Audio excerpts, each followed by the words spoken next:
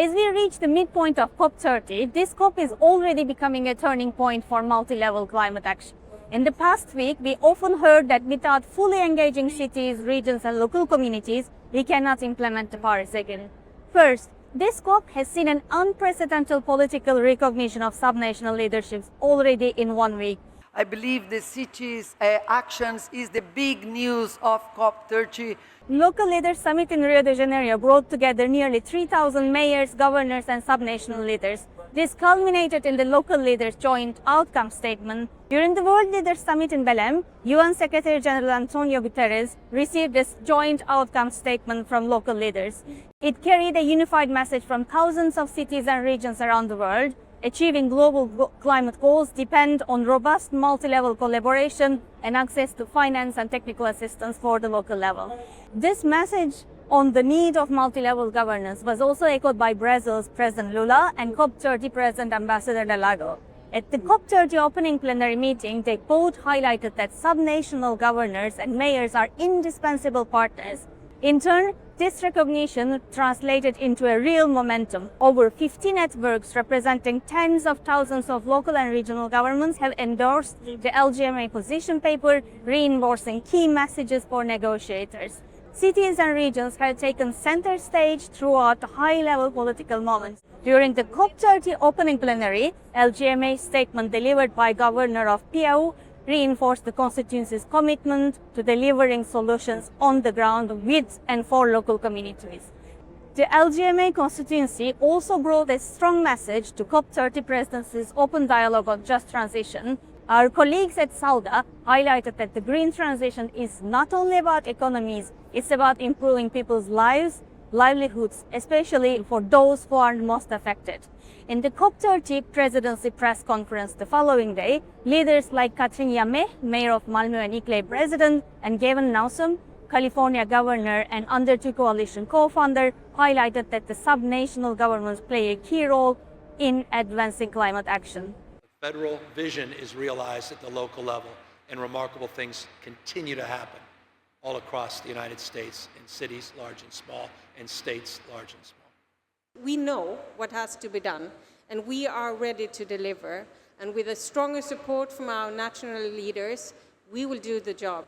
Another milestone was the announcement of Germany and Brazil as the first CHAMP co-chairs, along with a new plan to accelerate the solutions on multi-level governance. This shows that national governments are beginning to institutionalize the role of cities and regions in climate action. We now need to see these results in the negotiation outcomes. In parallel, the Cities and Regions Hub has emerged as the operational home for multi-level cooperation at COP30.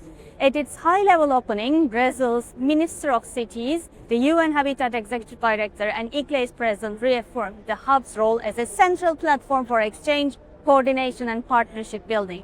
New models of cooperation from the ground up are gaining global traction. Since its launch, 51 town hall COPs have already taken place across 15 countries and brought together over 15,000 participants. COP30 has also delivered breakthroughs on finance and resilience, especially for the local level action.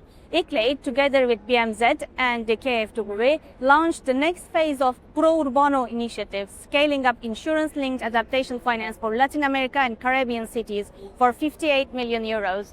At the same time, the Finance Your Cities country platforms were highlighted as a new generation of national systems that embed local governments, mobilize development banks, and create investment pipelines for territorial climate action. The 11th of November, the Ministerial Meeting on Urbanization and Climate Change brought together ministers, mayors, and governors, delivering commitments to localize NDCs, scale up finance, strengthen multi-level governance, and address urban priorities such as heat, housing, and nature.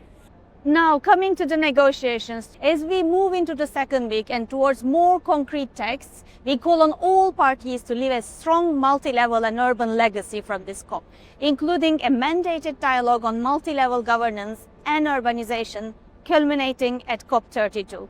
Such a dialogue would facilitate the UNFCCC response to the IPCC special report on cities, which is coming up in 2027, and could serve as a key input for the global stocktake in COP28. Inside the negotiation rooms, especially during the interventions of the presidency consultations on NDC BRT Article 9, we have been encouraged by the productive efforts made by parties, but as well as their references to the role of subnational governments and multi-level action and urbanization. We believe that this COP is a key opportunity to turn the presidency's vision of unity across all levels of governments into a more sustainable and impactful mechanism for climate action. We would like to move forward together, ensuring that every community and every level of government contributes to a future where no one is left behind.